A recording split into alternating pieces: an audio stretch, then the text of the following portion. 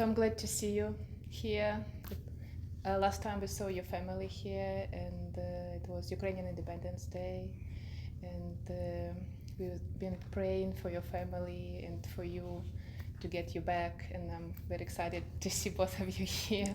Exactly. Very happy to be Yeah. here. Yeah, so I have my questions. So when it was like your first time that you saw all this news about Ukraine, and like you decided this is what I would like to do. I would like to go to fight in Ukraine. So when do you remember this time when it's happened? Yes, for me, when the initial invasion started on February 24th, I remember being sick to my stomach, really watching what was unfolding. A couple of weeks and like a month prior, I was actually following the situation itself, and I felt that something was going to happen. Unfortunately, my gut feeling itself was right. To put it very simply, for me personally, and I can assume I can say the same for Alex, we couldn't really just sit by and do nothing while Ukraine was being invaded. Yeah. Do you mind to translate? Sure.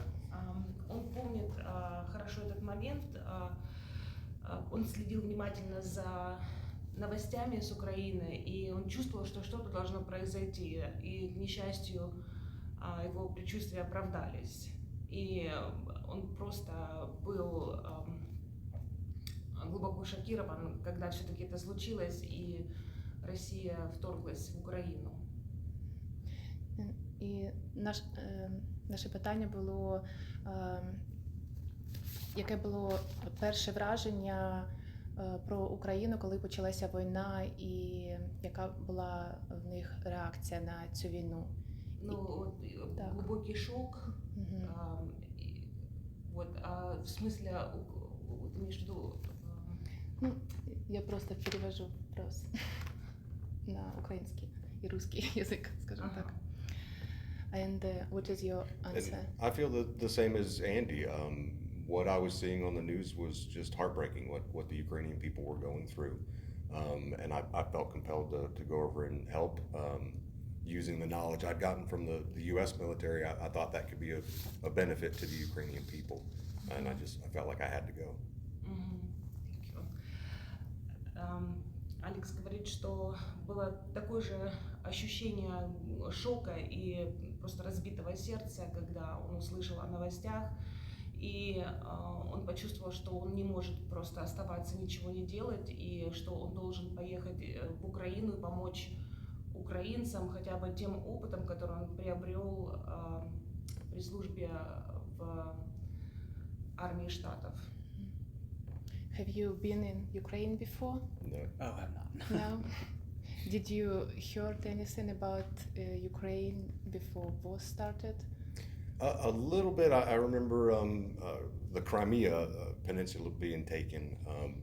And of course, Andy and we both study history, so we were familiar with World War II history and Ukraine's involvement there, but I'd never been to Ukraine. Interesting. It's just amazing that you felt so much, for Ukraine. It was close to you enough to sacrifice so much. So thank you. Нет, они никогда не были в Украине, но они достаточно изучали, они оба изучают историю, и поэтому им эта тема была близка, и они были знакомы с историей Второй мировой войны и Холодной войны тоже. So how did your preparation for the trip to go to Ukraine? Did you have any contacts in Ukraine? How did you find all this information? For myself personally, because yes, Alex and I are both from Alabama, but we did not travel together at the time. We did not know each other. Yes. For me personally, I like to put it simply, I kind of jumped through a lot of hoops to get certain contacts. Through them, I was able to make my way towards Ukraine, had a general idea of where to go, the correct people to contact to eventually help Ukraine how I could. из-за того, что они много путешествовали, and I'm sorry, I didn't get, so did you know each other before? No. No. Okay, so, да, они не знали друг друга, но оба путешествовали, и я так понимаю, из прошлой службы, у них было много достаточно контактов, чтобы найти какие-то точки соприкосновения и попасть в Украину.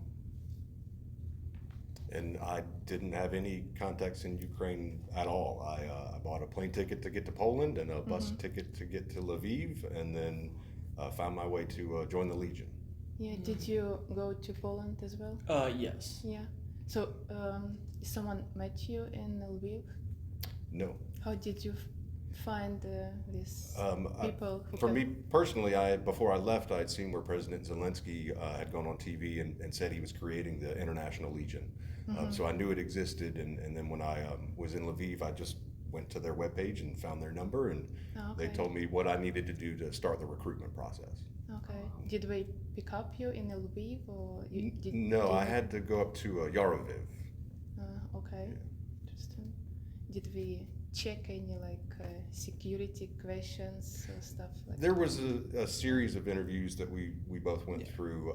They wanted to know our military backgrounds, if any. They, kind of asked some general questions about us and just make sure we were there for the right reasons and had some actual skills that we could bring to bear. Yeah. Значит, Алекс вообще, не у него никаких контактов, он просто, когда решил поехать, он поехал, я так поняла, сначала в Польшу, потом во Львов. Там он нашел страницу, веб-страницу, связался с ними, и они уже с того момента могли, то есть они брали какие-то интервью, я так понимаю, и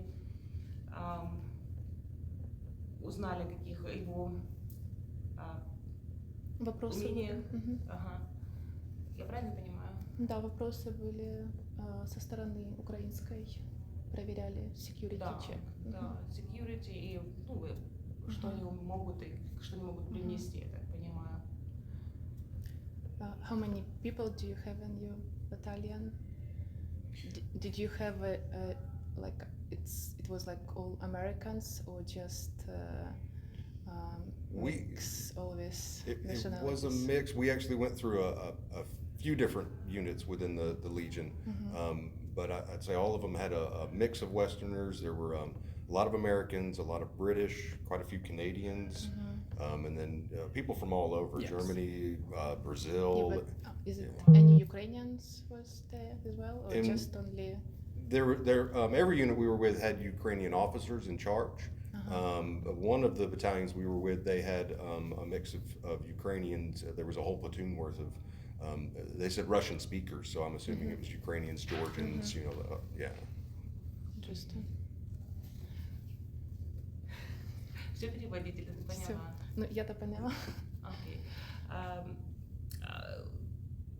Он не был в одном и том же легионе, то есть он прошел через несколько подразделений, и да, было много других иностранцев, было много американцев, было пара человек из Канады, были из Бразилии, и, как правило, украинские офицеры командовали этими подразделениями. Я все уловила или еще что-то? Да, все. What was what was your first impression of Ukrainian people when you came to the Lviv, I would say? For me personally, and again, I'm Yeah. pretty sure I can speak for Alex too, but we love them, their generosity, their kindness. The best part for me personally was seeing how appreciative the civilian population itself, themselves were. I saw a lot of men crying, talking to me that they were appreciative of us being there. Talk to young, like teenager age, like high school age, and they were just very appreciative of us just being there. I saw a lot of. It inspired me. It made me know that I was there for the right reasons. Yeah. Для меня лично я был потрясен добротой и щедростью людей, и особенно насколько люди были благодарны за то, что мы просто там были. То есть у него была возможность общаться со многими людьми, они просто выражали благодарность за то, что они там и помогают. И, вот, допустим, он общался с ребятами, с тинейджерами из high school, да, я так понимаю, со школы. Вот. И это было... Постоянно люди говорили, как они благодарны за то, что они приехали помогать нам. Yeah, and just to add on to that, Ukraine is beautiful. The cities are beautiful. The countryside's beautiful. The women are beautiful. The food's delicious. Talked about this. And I was just, I was astounded that even in such a difficult time, the people still had humor. They still were happy and could have fun. And like Andy said, they were so generous and so kind to us. And just the Ukrainians are fierce, and they are great people, and I'm in love with them. Yeah. Sorry, just translate. Ну, Алекс говорит, что, да, я хотела к этому добавить, что он считает, что Украина очень красивые города, красивые женщины, очень вкусная еда. И он был просто потрясен, что даже в эти сложные времена у людей было достаточно юмора, чтобы все это переживать, и переживать это с юмором, и это відчайдушність, и как бы отчаянное, так сказать, сопротивление и вдохновение. Совмещать все с юмором. А? Совмещать все с юмором. Ну да. Ситуация. Yeah, we have to do it with humor. Yes, we understand. We did the same. What city have you visited in Ukraine, and which one you like the most and why? For me, we'll tell the cities that we've been to and not get specifically where in that city. Yeah. But more or less for Alex and I, it was Yarviv, Zhytomyr, Kyiv, Odessa, Mykolaiv, and Kharkiv. For me personally, I love Odessa. Yeah. I love the beach. So. Did you meet in Odessa or We met in only in the Legion in Yarviv or Rivne? Yarviv. Yeah. So you traveled to all this city together? Yes. Together, Right. okay. Yeah. So how long did you stay in each city usually? A week or two for most Yeah. of them. Yeah. A week or two each. Okay. And I'm the same as Andy. I don't even like the beach, but I fell in love with Odessa. That it's a beautiful town. Yeah. What was the best things in Odessa impressed you? The Opera House was amazing. It was very well protected, so we couldn't get close to it. But from a distance, it was. You know, I really like the architecture there in Odessa. Yeah. For myself was the food. I just like food. What is your favorite food? I don't think this is a Ukrainian specific like dish, but I discovered shawarma actually there, and I just fell in love with shawarma. And so, and everywhere I would go, I would try to get shawarma. So. So what about you? I'm generally a very picky eater. I eat very plain foods, and so I usually have to worry when I go to a foreign country that I might not be able to find things to eat. But I loved all the food in Ukraine. It was simple, but still had a lot of flavor, and it was easy for me to find You things like to borscht? eat. I actually, I like borscht. It was good. I think one of my Surprisingly. favorites was just a pork chop. Whatever they had seasoned the pork chop with was outstanding. Yeah. Just onion, salt, and pepper. That's it. That's all we do. It was good. Yeah, I don't know. Translate, please. Ну, ты спрашивала, какие города, да? Да, да. Я пропустила, я не могу понять, какой мне говорят город первый. Do you mind repeating for me? What cities have you visited? Yaroviv. What is Yarviv? I think it's where we have a It doesn't military familiar, base. huh? Military base. I think it's where we. It's have. It's Yeah. west Mm. of north and a little west of Lviv. Do you know? Near Lviv. We have a. I think we have a base right there. Yeah, it's one of the Yeah. closer Yes. bases next Yeah. to the This is how border. you say Yarviv? Yeah, I think something like that. Or I think I've heard Yaroviv maybe, but yeah. В общем, вот это город. And which one is next? Rivne, Rivne, Zhytomyr. Ривне, ага. Zhytomyr. Житомир, Одесса, Харьков. Yeah. Одесса, Kyiv, Николаев. Have you been to Kharkiv?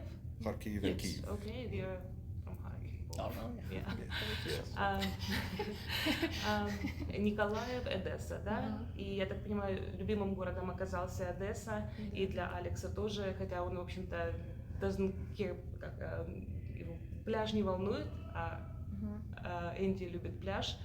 Вот, но в любом случае ему очень понравилась Одесса, очень красивая архитектура, опера, да, оперный театр, хотя он был очень хорошо защищен и близко не удалось посмотреть, но очень красивая архитектура. Вот, и вообще, в общем, город очень понравился. Извиняюсь, поближе села, потому что было слышать Да, лучше. да. How you been captured by Russian? How it's happened? Do you remember this situation? We do remember. We're not really sharing the details on our capture just because we don't want to hurt the operations that are ongoing now. We can say firmly that because during our captivity they wanted us to say that we've been captured by DPR personnel, but we want to stress we were captured by Russians. Okay. Yeah. And so I know they're using DPR as a scapegoat, but it was the Russians that captured us. Мы не можем много поделиться, естественно, всеми деталями, чтобы не повредить и не нанести ущерб тем текущим операциям, которые сейчас происходят, но мы хотим подтвердить и сделать на этом ударение, что мы были захвачены именно русскими. Have you seen foreigners that been captured too in a prison? Yes. The final place where we were being held, we were with the foreigners, the other foreigners themselves. And did they keep you all together or separate? We were in an isolation prison, so we were together but separate. We got 1 hour of outside time a day where we were still in outside cells, but we could talk to each other. So, we could talk to the other English speakers. There were about 9 of us there that spoke English. At the time, yeah. And then there were other foreigners kept in certain other places too that we had no contact with. Okay.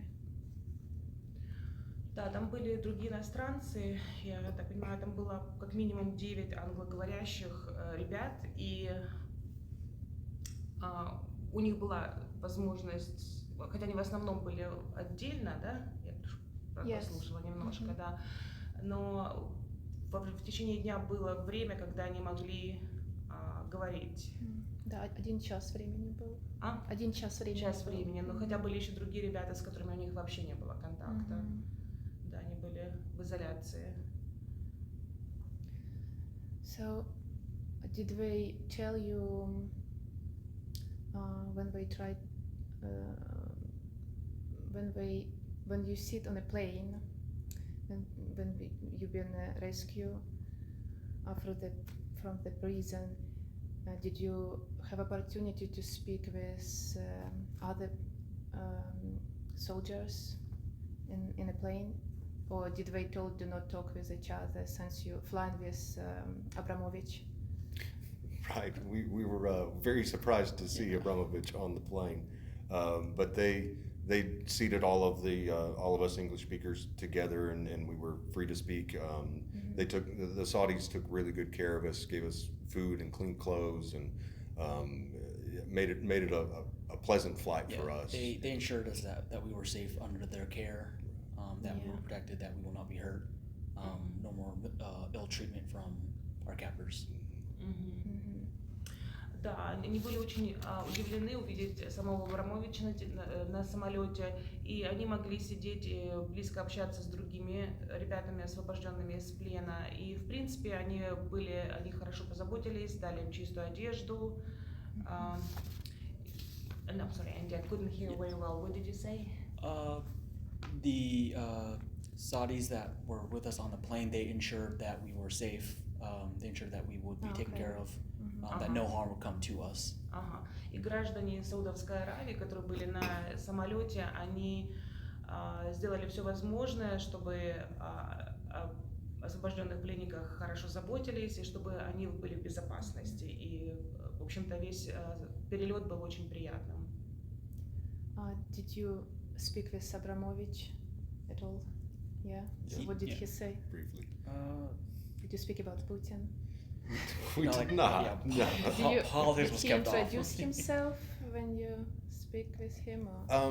Because some of the guys with us that got released they're British and they closely follow football, so they realized who he was immediately just because of I believe he had the Chelsea team at one point, and so he did speak briefly to most of us through his assistant, because she acted as a translator, but most of our conversations were just very surface level, and then he went to his part of the plane and left us in our part. Да, у них была возможность пообщаться с Абрамовичем, и в основном, в общем-то, это было поверхностные такие беседы. Он общался через своего ассистента, которая переводила обращение. То есть он, в общем-то, очень быстро и поверхностно поговорил со всеми. What other soldiers told you their experience, how they been treated? Did they say anything? To put it lightly, we did talk about it. Well, without getting into the details itself, we were all of us prisoners, foreigners, and Ukrainians themselves were treated very poorly. We were tortured. Yeah, All of us. not again like something that I would want to get into detail, just to kind of. Yeah, I understand. One thing that Andy and I noticed going through the process is that even though we were being treated very poorly, we could see that most of the time the Ukrainian soldiers were being treated even worse. That was heartbreaking for us. Did you be able to speak? It was like one guy from England, and I think I saw from Russian side when they saw Putin video, then they forcing him to sing Russian song. Aiden Aslan, yes. Did you be able to speak with him? Not during our captivity itself. We did speak it. I spoke like a little bit, like very surface level, very after. Just to be honest, we weren't friends. We were not in the same compound with each other. Yeah, he was held at a completely different prison, so we didn't see him until we were being released. Yeah, there was also another one, like a guy from Morocco, and he like speak like 5 languages. So He does, yeah. I think he like very interesting personality. Did you be able to speak with him as well? Yes, he was in our prison, so we spoke to him in English, and he helped us with some translation, speaking to the guards, because we don't speak Russian. So he been in prison. He was in the same prison as us. Yes. Yeah, I saw interview with him from Russians. It was like I felt like he's like very smart guy. He's very young. He's 22, and I yeah, think speaks he was like multiple a student languages. in a Kiev University. I believe so. Yeah. Yeah, that's interesting. Можешь перевести? Да. Значит, к сожалению, они не могут вдаваться сильно, опять же, в подробности, как к ним относились во время плена русские, но, в общем говоря, да, это было безобразно и было очень плохое отношение. И Алекс добавил, что да, были пытки, и хотя вот мы знали, мы видели, насколько к нам плохо относятся, мы видели, что к украинским пленным они относятся еще хуже. И это было просто разбивало сердце это видеть. Да, они были также знакомы с Эйденом, который из Великобритании, но у них была возможность с ним встретиться только уже после того, как они их освободили, когда обменяли. И также там, где они были заключены, был и парень из Марокко, который тоже также прибыл в Украину, чтобы сражаться там, и который очень молод, который знает 5 языков. Мгм. И ты Да. слышал интервью с ним, да? Да, и он был студентом Киевского университета. А, So, how do you plan to help Ukrainians now here in America? And have you thought about returning to Ukraine? it's a hard question. Yeah, Oh, It- did- very hard It question. is. It's something that it's something that Andy and I talk about a lot. We do realize that because of our experiences, we have a very unique platform, and we want to make sure that we use that platform to help Ukraine. One of the reasons we're doing all of the media in the U.S. is so we can keep reminding people this war is not over yet. They're still fighting. There's still people dying. You know, we need to, as America, we need to keep providing all the support that we can. Andy and I are trying to figure out how we personally can make more of an impact in the future. But right now, we know that we can do that. Going back to Ukraine, I will go back someday. I promise you that. It's a beautiful place. I'd love to take my family to see Odessa and Kyiv.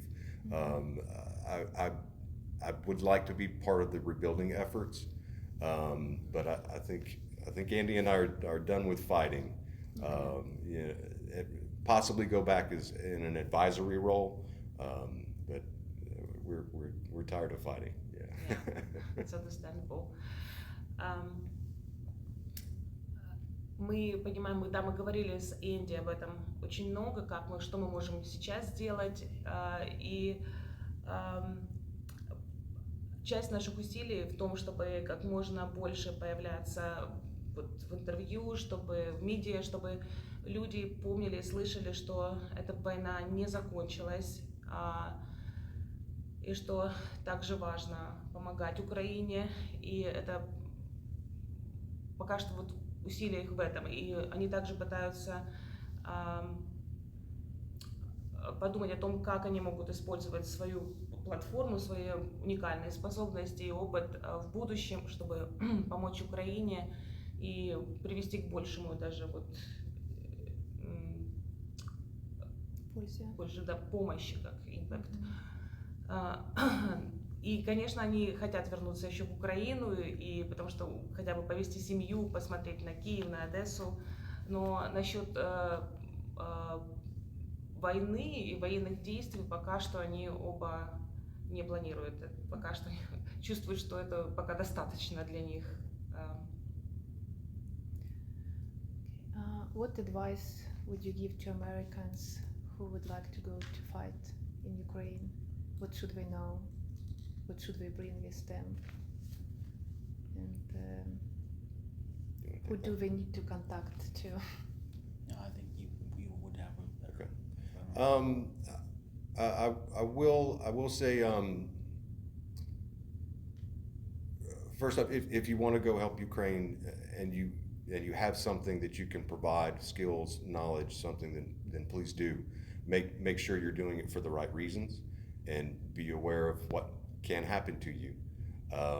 But if you feel compelled, certainly go. The International Legion, when we were going on their website, it said, "Hey, bring everything that you can." They do have supplies there, but their supplies are limited. So if you can bring your own uniforms and your own body armor and your own helmet and things like that, then bring it, because it helps Ukraine not have to supply you.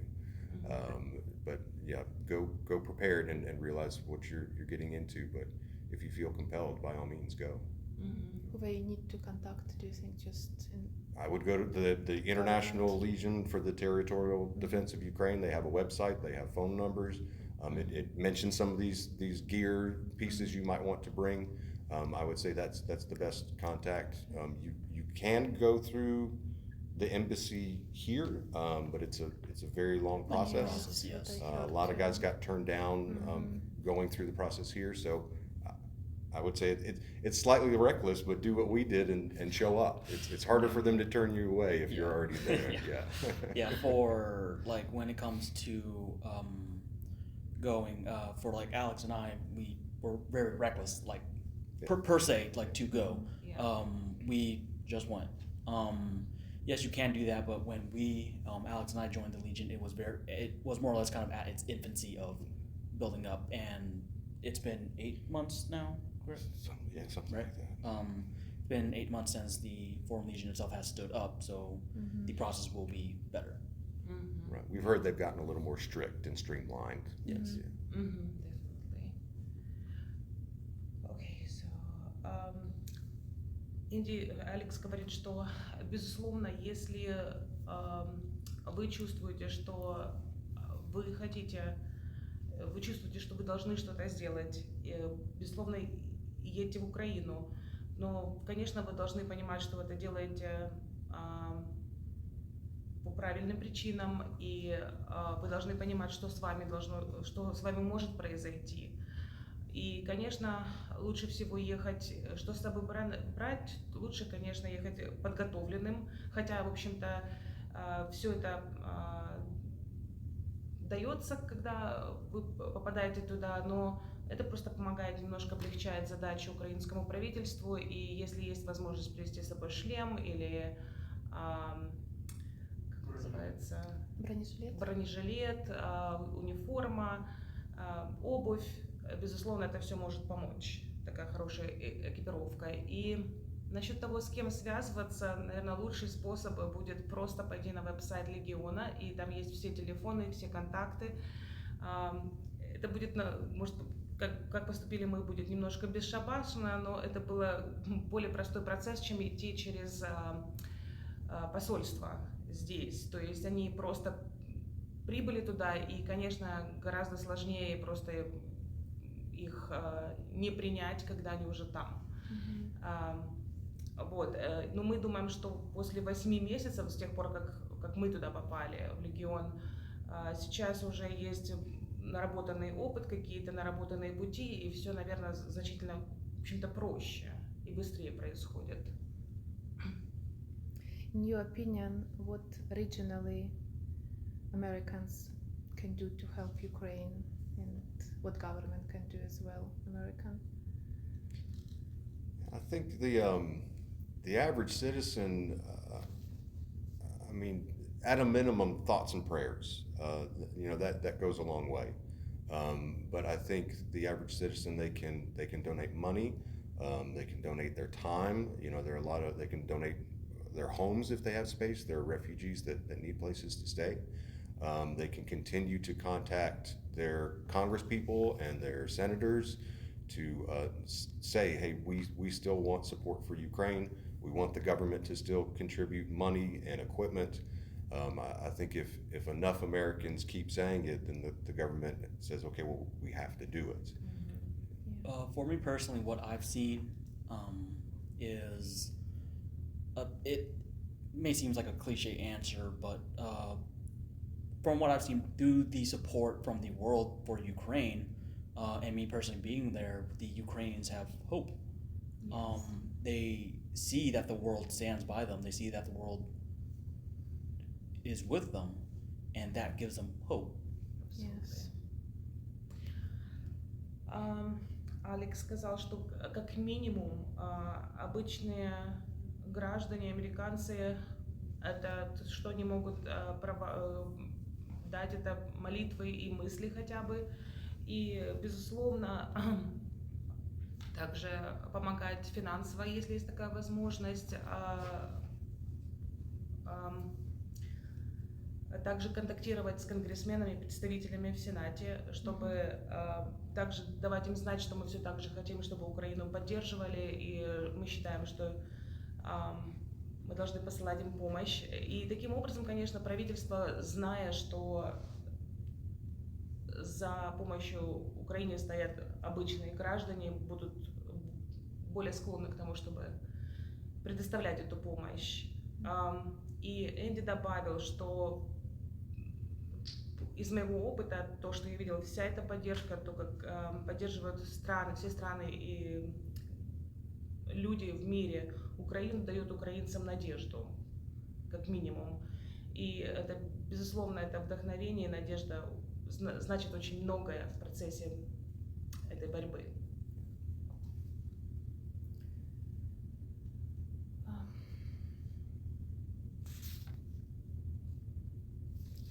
And what is worth fighting for in Ukraine? Why it's worth to support Ukraine? Why do you think it's important for you?